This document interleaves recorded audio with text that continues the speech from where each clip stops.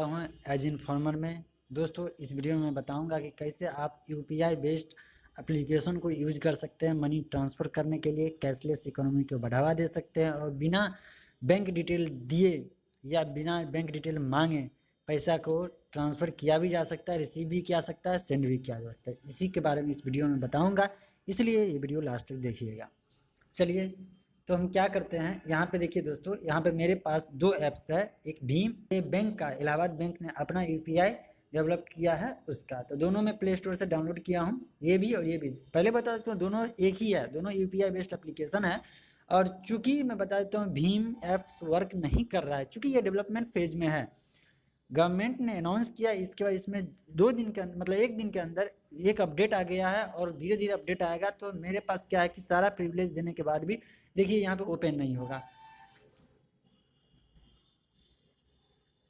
देख रहे हैं ना, इसके आगे जा ही नहीं रहा है, मोबाइल नंबर वेरीफाइड ही नहीं कर रहा है। जबकि इसी में मेरा मोबाइल नंबर वेरीफाइड दूसरे ऐप्स में जो मैं इलाहाबाद बैंक का यूपीआई यूज़ कर रहा हूँ उसमें किया है, तो मैं उसका यूज़ करके मैं बता देता हूँ कि कैसे कैसे सेंड किया जाता है।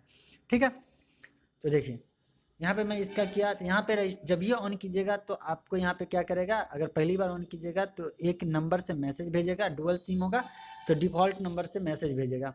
ठीक है, कहाँ भेजेगा, तो इसके सर्वर पे भेजेगा, इस ऐप्स के सर्वर पे भेजेगा, ताकि पहली बार जो है इसको मतलब वेरीफाइड कर सके, ओटीपी ला करके पूरा रजिस्ट्रेशन हो सके, आपका नाम का पता सारा कुछ इसमें कर दीजिएगा। पहली बार एप्लीकेशन का अपना रजिस्ट्रेशन हो जाएगा और इसके बाद वहाँ पे जनरेट कर दीजिएगा पिन, ये ऐप्स के लिए हो जाएगा। पहली बार बताते हैं कि एम पिन अलग है, और पहली बार जो पिन जनरेट कीजिएगा वो रहेगा, ये ऐप्स का पासवर्ड रहेगा कि इस ऐप्स में इंटर करने के लिए आपको 4 डिजिट का लॉगिन पासवर्ड जनरेट करना होगा। वो जनरेट कर लीजिएगा, इसको 2 बार डाल करके चेक कर लीजिएगा, वेरीफाई करने के बाद वो जनरेट हो जाएगा। क्रिएट होने के बाद लॉगिन पासवर्ड जनरेट हो गया। इसके बाद की प्रोसेस मैं बताता हूँ यहाँ से। चलिए तो यहाँ पे ये मैं इंटर किया, जो ही इंटर किया तो देख लीजिए यहाँ पे, चूंकि ये बैंक का यूपीआई है तो बहुत अच्छा इंटरफेस भी है। यहाँ पे आप प्रोफाइल पिक्चर भी लगा सकते हैं, आपका नाम आएगा, लास्ट लॉगिन कब किए तो वो डिटेल आएगा, pay, collect, balance inquiry, manage account. आपसे एक से ज़्यादा अकाउंट को ऐड करना होगा, जैसे देखिए मेरा ऑलरेडी एक ऐड है यहाँ पे इलाहाबाद बैंक का, मेरा ये यूपीआई एड्रेस है अजय98@, ऑल बैंक मतलब इलाहाबाद बैंक। इसी तरह से आपके अगर एसबीआई में होगा या कहीं भी होगा तो उसमें होगा। और दोस्तों मैं बता देता हूँ कि अगर भीम ऐप यूज कर रहे होइएगा, वहाँ पे आपको जो भी मोबाइल नंबर रजिस्टर कीजिए, मोबाइल नंबर @UPI आ जाएगा। चूँकि गवर्नमेंट का है तो उसमें कोई बैंक का मेंशन नहीं रहेगा, और जो अपना बैंक यूज करेगा तो अपना बैंक कोशिश करेगा कि अपना यूपीआई जनरेट करें। तो ये हो गया। अब यहाँ पे अगर दूसरा भी बैंक अकाउंट ऐड करना चाहिए, तो जब ये bank account add bank account कीजिएगा तो इस नंबर से जिस बैंक को सेलेक्ट कीजिएगा उस बैंक में अगर अकाउंट होगा तो तुरंत बता देगा कि हाँ हाँ इस बैंक में आपका अकाउंट है। तो मान लीजिए देखते हैं कि स्टेट बैंक में है कि नहीं, शायद नहीं है, चूँकि अकाउंट को डिसेबल कर दिया था, नहीं है। ठीक है, इसीलिए एनीवे अदर में रहेगा तो यहाँ पे ऐड कर सकते हैं, जिस बैंक में रहेगा। मेरा इलाहाबाद में है तो इलाहाबाद में ऑलरेडी ऐड है। इसके बाद आपको पेड करना होगा तो पे क्लिक कीजिएगा। यहाँ पे ये आपका वर्चुअल एड्रेस शो करते रहेगा, जिसका भी वर्चुअल एड्रेस शो करना है वहाँ पे उसका वर्चुअल एड्रेस शो कर सकते हैं। यहाँ पे ऑलरेडी नहीं किए हैं तो, और नहीं तो अगर क्यूआर कोड होगा तो क्यूआर कोड आप जनरेट कर मतलब स्कैन कर सकते हैं। अगर अगला पर्सन ये क्यूआर कोड भेजता है आपको, जैसे मान लीजिए यहाँ पे स्कैनिंग आ गया, जैसे पेटीएम में होता है वैसे, तो यहाँ पे उसका क्यूआर कोड स्कैन कर लीजिएगा, ऑटोमेटिकली क्या है कि वो आ जाएगा यहाँ पे उसका वर्चुअल एड्रेस। इसके बाद मान लीजिए यहाँ पे देखता हूँ, एक दोस्त है जिसका मैं पेमेंट किया था, करके बता देता हूँ, 20050@HDFC बैंक। देखिए इसका चेक करेगा कि ये बेनिफिशियरी सही है कि नहीं। अगर गलत रहेगा यूपीआई एड्रेस तो यहाँ पे क्रॉस हो जाएगा, गलत बता देगा। देखिए ऑटोमेटिकली मैं यहाँ पे किया, टिक लग गया, ग्रीन टिक, जिससे पता चलता है कि हाँ ये एड्रेस सही है, और गुड्डू कुमार नाम आ गया। ये अमाउंट है, यहाँ पे मैं जो अमाउंट भरूँगा जितना भी, मान लीजिए कि 500 रुपीज़, तो 500 रुपीज़ करके कमेंट में मैं कमेंट सेक्शन में कुछ भी लिख सकता हूँ, मतलब किस पर्पज़ से मैं मनी सेंड कर रहा हूँ इसी के बारे में इस वीडियो में है, सॉरी मतलब ये कमेंट सेक्शन में है कि यहाँ पे आप कमेंट में कुछ भी लिख दीजिए, मान लीजिए कि ड्यूज पेमेंट कोई बाकी पैसा है तो वो भेज सकते हैं, नहीं लिख देंगे कि और टेस्ट, ऐसे करके कुछ भी लिख दिया। इसके बाद जो ही सबमिट करेंगे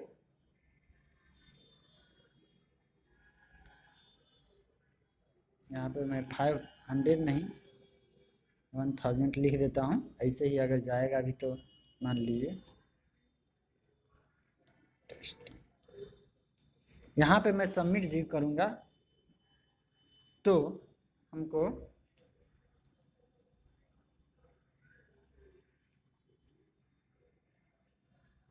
देखिए यहाँ पे क्या है आ गया, यहाँ पे NPCI का अपना लिंक पेज आ गया। यहाँ पे ये एड्रेस, अमाउंट, जो भी टेस्टिंग है, जो भी कमेंट डाले वो ID, अकाउंट नंबर, यहाँ पे एमपिन जो भी इंटर करूँगा, जो भी एमपिन सेट होगा उस समय एक्चुअली में आपको पेमेंट सेंड रिसीव करने से पहले एमपिन जनरेट करना पड़ेगा, वो भी 4 डिजिट का होगा। कोई भी जो लॉगिन पिन है उससे डिफरेंट बनाइएगा ताकि कभी प्रॉब्लम ना हो, ठीक है।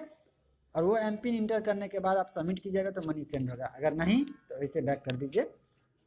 तो दोस्तों ये थी मनी सेंड करने का। कलेक्ट में होगा कि आपको क्या है, किसी से पैसा लेना है, उसका वर्चुअल एड्रेस डालिए, उसका पेमेंट डालिए और एक्सपायरी टाइम होगा यहाँ पे कि जितना देर के लिए, या 1 दिन के लिए, 2 दिन के लिए, जितना भी बढ़ाते चलिए, 30 दिन के लिए, इतना दिन के लिए ये सेशन क्रिएट होगा। और यहाँ पे आप अमाउंट मेंशन करके उसको सेंड कर दीजिएगा और मिनिमम अमाउंट भी लिख सकते हैं, किस लिए ले रहे हैं वो करके सबमिट कीजिएगा तो अगले के पास नोटिफिकेशन आएगा। हमारे यहाँ पे देखिए अप्रूवल रिक्वेस्ट है ना, ऐसे ही अगले के पास अगर UPI एप्लीकेशन होगा तो वहाँ पे अप्रूवल रिक्वेस्ट आएगा। अभी कुछ भी नहीं है तो आएगा और वहाँ पे मैं ओके कर दूंगा तो वो मेरे अकाउंट से पैसा उसके अकाउंट में चला जाएगा, जितना का रहेगा करेक्शन के लिए उतना चला जाएगा। ये था दोस्तों। जैसे मैं एक पेमेंट बनाया हूँ, मैं दिखा देता हूँ आपको करके कि देखिए ट्रांजेक्शन स्टेटस में यहाँ पे गए और यहाँ पे डेट एंड टाइम मेंशन कर दीजिए। तो मैं 29 से लेकर के इस बीच में ट्रांजेक्शन स्टेटस चेक करता हूँ। तो देखिए मैं 3000 रुपया में भेज करके चेक किया था, 30 तारीख को है। यहाँ पे जब मैं क्लिक करूँगा तो सारा डिटेल आ जाएगा, अगले का एड्रेस क्या है, मतलब वर्चुअल एड्रेस क्या है, और हम जो किस अकाउंट से भेजे हैं, कब गया है, कितना रुपया सक्सेस हुआ कि फेल्यूर हुआ, सारा कुछ आप कर सकते हैं। तो दोस्तों ये था कंप्लीट ट्यूटोरियल, इसके बारे में था। अगर यहाँ पे आप पिन चेंज करना चाहते हो तो पिन भी चेंज कर सकते हैं। यहाँ पे है UPI पिन, देखिए UPI पिन सेट करना या चेंज करना, तो चेंज ही करना होता है क्योंकि ऑलरेडी मैं लगा चुका हूँ। अगर वर्चुअल एड्रेस को चेंज, सबसे खास बात यहाँ के दोस्तों, आप वर्चुअल एड्रेस को चेंज भी कर सकते हैं। मतलब कि अगर अभी इस एड्रेस से भेजा हूँ, बाद में चाहूँगा दूसरा एड्रेस भी बना सकता हूँ। शर्त यही है कि वो एग्जिस्ट होना चाहिए, अदरवाइज नहीं होगा, मतलब अपडेट कर सकते हैं इसको। ठीक है दोस्तों, ये था। अगर आपको QR कोड जनरेट करना है, मतलब आप किसी को QR कोड सेंड कीजिएगा ताकि वो पेमेंट कर सके आपके वर्चुअल एड्रेस का, तो यहाँ पे है नीचे कोना में स्कैन एंड पे जनरेट, है ना। तो यहाँ पे आपको स्कैन करना होगा दूसरे का तो स्कैन कर लीजिएगा, नहीं जनरेट करना होगा तो जनरेट कर सकते हैं यहाँ पे। तो ये फंक्शन अच्छा है दोस्तों। तो अगर आपको भीम में प्रॉब्लम हो रही है तो किसी भी बैंक का आप UPI यूज कर सकते हैं, सब में, चाहे भीम हो या इलाहाबाद बैंक का UPI हो या स्टेट बैंक का UPI हो या PNB का UPI हो, किसी भी बैंक का UPI का कॉन्सेप्ट सेम है, इसलिए सब कुछ सेम रहेगा। और हमेशा बेनिफिट में रहिए, क्योंकि आपको कोई भी पेमेंट करना हो तो कोई भी कैश का झंझट नहीं रहेगा और कोई भी एक्स्ट्रा चार्ज भी नहीं लगेगा, कंप्लीट फ्री है। तो देखते हैं इस वीडियो को कितना लाइक मिलता है और कितना शेयर मिलता है। कोई सवाल में सुझाव तो कमेंट बॉक्स में कमेंट कीजिए, और अभी तक एज इन्फॉर्मर को सब्सक्राइब नहीं किया तो सब्सक्राइब कर लीजिए। वीडियो देखने के लिए आपका बहुत बहुत धन्यवाद। आपका दिन शुभ रहे।